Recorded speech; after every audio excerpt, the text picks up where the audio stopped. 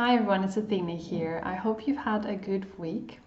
I'm sorry that I wasn't able to do a video last Monday. I have been very busy with my German course that I've been doing, and I'm hoping to make up for that now as it is my last week this week. So after I come back from a 1-week holiday next week, I will resume to doing videos every Monday as usual. The video today is something that I was asked by one of my bloggers. She is somebody who has suffered from sexual abuse from 1 or 2 different people, and she wanted me to do a video about how sexual abuse affects intimate relationships. So I wanted to raise awareness on this topic. I wanted to talk a little bit about how sexual abuse affects the person who has been abused. So first of all, attitudes about sex are affected by any sort of sexual abuse. So it generates negative attitudes and false attitudes about sex, and it can contaminate people in thinking in an abusive and unhealthy way about sex. It can affect a person's sexual drive. It can affect a person's sexual expression. It can affect a person's outlook on the different sex roles in a relationship, and it can affect intimate relationships. Now, one of the things that is very common for people who have suffered sexual abuse is that they have an automatic response to being touched or to being in a situation where they're about to engage in sex. So it could be, for instance, that the minute somebody tries to touch them, they will panic. They will be really scared. They will try and run from the situation, will try and leave, and they will avoid it in every way they can. Another thing that happens with sexual abuse survivors is that they have a lot of inappropriate sexual encounters. So it might be that they feel the need to have a lot of different sexual encounters with different people, but in a reckless way. So, have a lot of unprotected sex with a lot of people. And the worst thing that occurs when somebody has a history of sexual abuse or has been sexually assaulted is that they will have flashbacks. Not all the time, but sometimes when there is a sexual encounter, or when they are even with their partner. It might just be that they're in an intimate relationship and the couple wants to have sex, and then suddenly the survivor is just completely overwhelmed by a flashback that occurs, and then that of course destroys the intimacy. The victim of the sexual abuse has learned inappropriate ways of acting with an intimate partner. So they may feel that they have to do what their partner wants whenever they want it, because they feel that they always have to please them. So they think that a sexual relationship is not equal. They feel that one person is more in control than the other. So they feel that they always have to do what the partner says.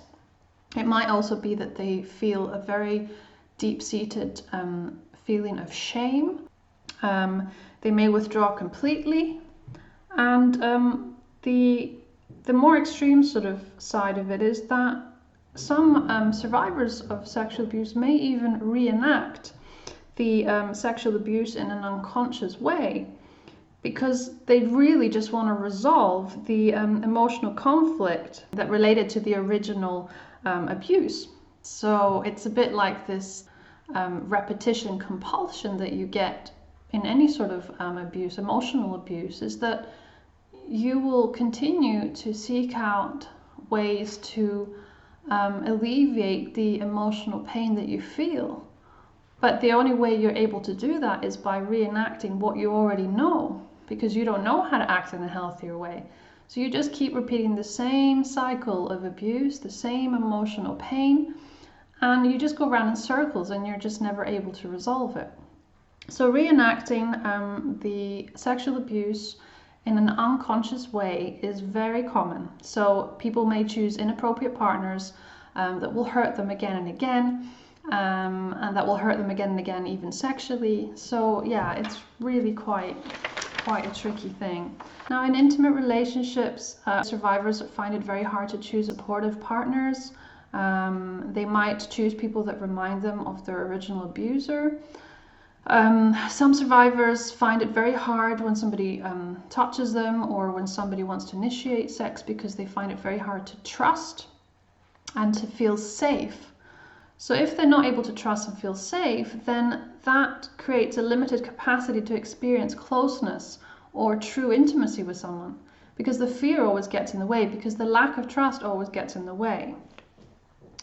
Now, another thing that affects people who have suffered sexual abuse or sexual assault is that they will end up having a poor sexual self-image or self-concept of themselves.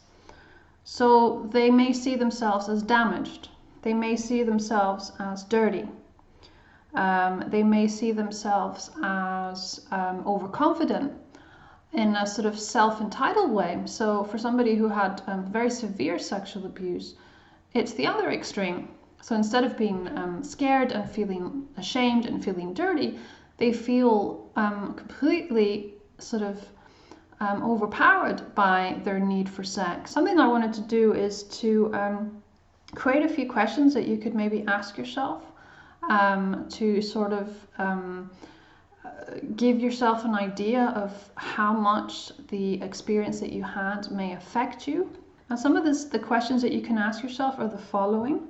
Do I feel that sex is a duty that I must perform? Do I feel that sex is dirty or bad? Do I think that sex equals sexual abuse? Do I think that sex is hurtful to me? Do I find that I'm unable to relax during sex? Do I find that sex is actually a way of escaping certain painful memories? Do I feel that sex is humiliating to me? Do I feel that sex is addictive to me? Do I think that sex is a game? Do I think that in a sexual relationship, one person is always more in control than the other? Do I think that there is something wrong with me sexually? Do I hate my body? Do I feel like I will lose control if I let myself go sexually? Do I feel that I am damaged goods? Do I feel like I am a sexual object? Do I feel afraid when somebody touches me in an intimate relationship? Am I preoccupied with sex? Do I feel emotionally distant when having sex? Now, these are just a few. There's a lot more questions that you can ask yourself, but this might be a good indication for you to get help if you feel that you have problems in your sexual encounters or in any intimate relationships, and if these are also affecting your partner. So if that is the case, then please let me know, and I will send you an email with the appropriate helpful information. Thanks very much for watching, everybody. I really appreciate it. Take care of yourselves, and I'll be back in 2 weeks. Bye.